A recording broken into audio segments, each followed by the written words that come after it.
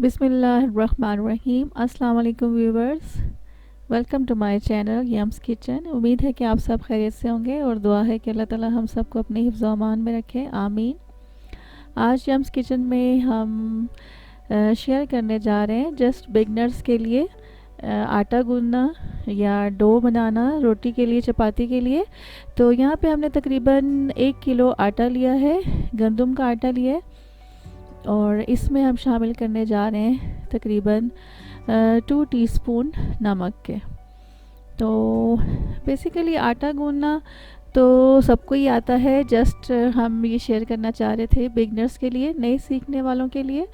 तो इसलिए हमने आज सोचा कि यम्स किचन में थोड़ा सा आटा गूंद के दिखाया जाए।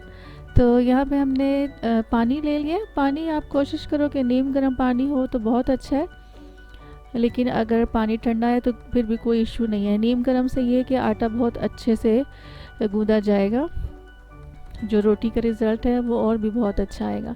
तो यहाँ पे हमने नीम गर्म पानी ले लिया, तकरीबन ½ लीटर हमने अपने पास रखा है। तो इसको हम थोड़ा थोड़ा करके आटे में शामिल करते जाएंगे और मिक्सिंग जो है वो स्टार्ट कर लेंगे। एकदम से पूरा पानी इसमें हमने शामिल नहीं कर देना, जितना हमें इसकी ज़रूरत होगी उसको हम आहिस्ता आहिस्ता लेके इसमें ऐड करते जाएंगे।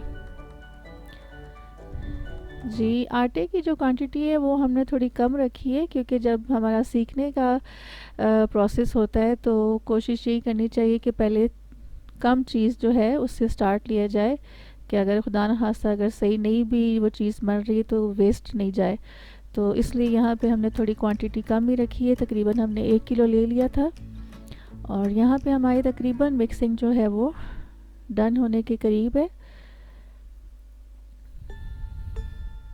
अच्छा, एक दो जो बातें हैं आपसे शेयर करते चलें कि जो आटा गूंदा जा रहा हो ना, तो उसकी कुछ निशानियां होती हैं कि आपका आटा जो है वो, उसका जो प्रोसेस है वो बिल्कुल ठीक जा रहा है। एक तो ये कि आपका जिस बर्तन में आप आटा गूंद रहे हो उस बर्तन में आपका आटा जो है वो ज़्यादा नहीं चिपके, क्योंकि अगर आटे में आपके पानी की क्वांटिटी ज़्यादा हो जाएगी तो वो बहुत ज़्यादा आपके हाथों के साथ भी चिपकेगा और उस बर्तन के साथ भी चिपकेगा। तो ये भी है कि आपने स्टेप वाइज पानी इसमें शामिल करते जाना है और इसको अच्छे से मिक्स करके रख देना है। यहाँ पे हमारा हाफ प्रोसेस डन हो चुका था। हमने थोड़ी देर के लिए इसको रेस्ट दिया, आटे को तकरीबन 10 to 15 मिनट्स रेस्ट दे के रखा है आटे को, और फिर दोबारा से हमने इसको अच्छे से गूंद लेना है। जैसे कि अभी आप इसको देख सकते हो, हमारी डो का जो टेक्सचर है वो बहुत ही स्मूथ है। फर्स्ट स्टेप में हमने इसको जस्ट मिक्स करके रख दिया था, और ये भी एक बहुत अहम जो है टिप है। यहाँ पे आप दोनों भी हाथ इस्तेमाल कर सकते हो, लेकिन हमारे आटे की क्वांटिटी थोड़ी कम थी तो इसलिए हमें कोई प्रॉब्लम नहीं हुई। एक हाथ से ही हमने आटे को गूंद लिया, तो आप दोनों हाथों का इस्तेमाल भी कर सकते हो।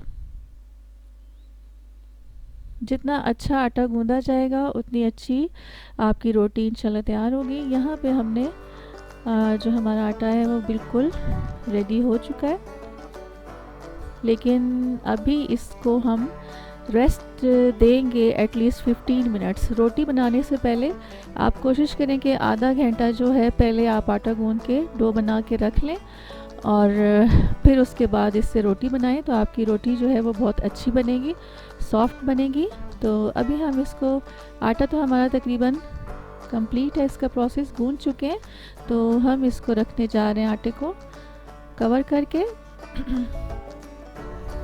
लैदा से हमने एक बर्तन ले लिया और इसमें हम आटे को ट्रांसफ़र कर देंगे।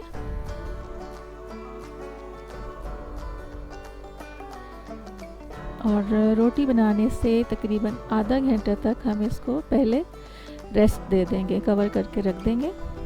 आप चाहें तो इसको, अगर जल्दी रोटी आप बनाना चाहते हैं तो 15 मिनट्स के लिए आप इसको फ्रिज में भी रख सकते हैं, तो हमारी जो डो है वो रोटी के लिए बिल्कुल सेट हो जाएगी इंशाल्लाह।